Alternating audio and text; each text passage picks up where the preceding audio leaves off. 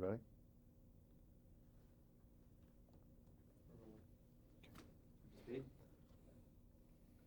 Mr. Whitmore, my petunias are sick. Can you help my petunias and Tear daisies? them out. Tear them out? You can eat them, you know. Should I use Miracle Grow? Not on them, no, not when you eat them. No, Miracle Grow, I tried that at a cocktail party, serving it. It's not good. It makes the tongue green, but you can eat the petunias. Yeah. Good, I was worried about that because you're the man. You Mm-hmm. are, Indeed, you are the yes. Mr. Do you have a green thumb? I didn't jot notice this that. down. I do have two of them. Two yes, green I'm not thumbs? going to show them to you. No, I'm very ashamed of them. Does that surprise you how well known those commercials make you? If you've done all your... not at all. Oh, my God. You know, they invade our living rooms all over the country, yeah. Once or twice, well, in the spring usually, before the big planting season. Yeah. I mean, you're there every spring, just like the birds. I hope so. God, I hope so. I went to a prison once that was abandoned, and it felt like it sweated, if that's possible for a building to sweat. But it gave me kind of an eerie feeling just being there. Sure, it was you empty, bet. no one You was bet. there, You you know, bet. but you can almost hear the moans. you could almost hear the moans, and you felt death in the air. Alcatraz is now, you know, open to the That one public. didn't make me feel bad, by the way. Well, they dressed it up maybe a little bit. I guess so. I kind of enjoyed the view, It you is know, a and lovely everything view, from yeah. Alcatraz. Yeah. But some of these prisons like you were in this film are very depressing holes. Imagine being in them. I That can't. would be depression. You know, Did you try to imagine what it would be like? I guess you had to, as an actor, what it would really be like to mentally be in that state? No, because we shot in a real prison, and in an empty prison. And that, as you say, the sweat and all the rest of it, the voices and the presence of those men that had been incarcerated there was omnipresent. So one didn't have to work at it. At least I didn't have to work at it. You play a guy who has trouble adjusting on the outside once he is finally paroled. Did you get that impression just from being in a prison that how could anyone that's been in there for years and years and years ever go back on the outside and be normal? Yeah. Well, if you live as I do, away from large urban centers, all you have to do is go into a city, you know, after being away for a long time. And the noise, just the noise factor alone, and the cars and the people and the, you know, it's really very, very disturbing. So that wasn't a reach either, really. You know, because if you live alone, a lot as I do, and then go into a situation that is cacophonic, then you really get that right away. I think anybody that goes into New York, for example, gets off the plane having come from a quieter place, immediately are assaulted by that sort of thing. And that's what that poor devil had to face when he got out of prison.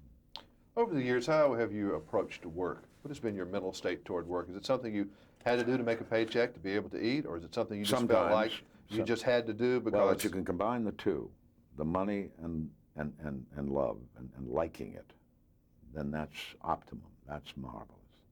But very often, of course, we all have to do things. That's why I have trouble telling my kids, you know, it's not going to be all, as my uncle used to say, pork and sunshine. It's gonna have its down moments. Now, because of the commercial that I do for Miracle Grow, I'm able to go. This last summer, I just was in Williamstown. I did 3 plays that I wanted to do and wound up out of pocket doing them and enjoyed it immensely, only because I'm able to do it with the money that I'm earning doing the commercials for Miracle Grow. Yeah, some work to live and some live to work. Yeah, oh boy. I think it's the greatest gift that we can find on this earth, is to do something that you like doing and actually be paid to do. It's a wonderful thing and not too common. And don't you find that your personal life is very much affected by your happiness at work? Oh, gee, I think everything is, yes, indeed. It's probably not a good thing, but it's a fact of life. Well, yeah, I think so, sure. Our life is everything. You know, we have to somehow deal with the darker side and the lighter side, and try and emphasize the lighter side, which in my instance would be family.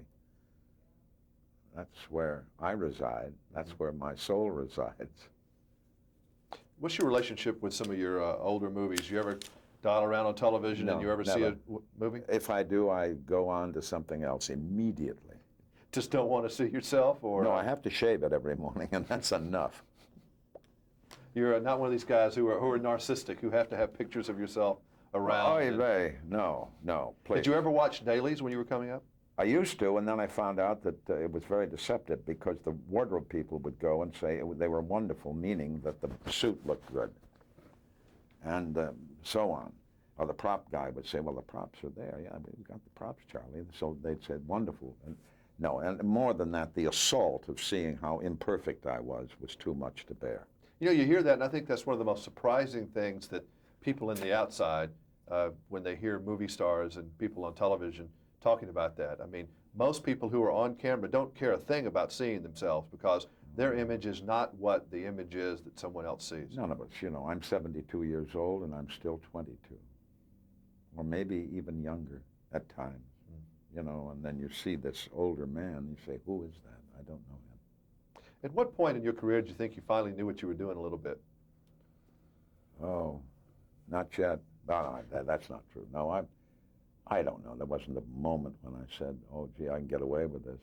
But at some point, you kind of felt like you had some idea about what you were doing as opposed to being scared to death all the time. Yeah, well, I was never scared to death. Really, and I think that well, it's the response of an audience. You know, if they're not throwing things, you know that you're doing something right. Is one of your favorite characters Will Rogers? You bet. I thought so. Indeed. He's one of mine. What a man. What a man. Boy, you know, he knew it all, as far as I'm concerned. I've yet to find an area that he was lacking in. Nice seeing you finally. Nice to see you, Jimmy. Nice to meet you. You see the play, Will Rogers?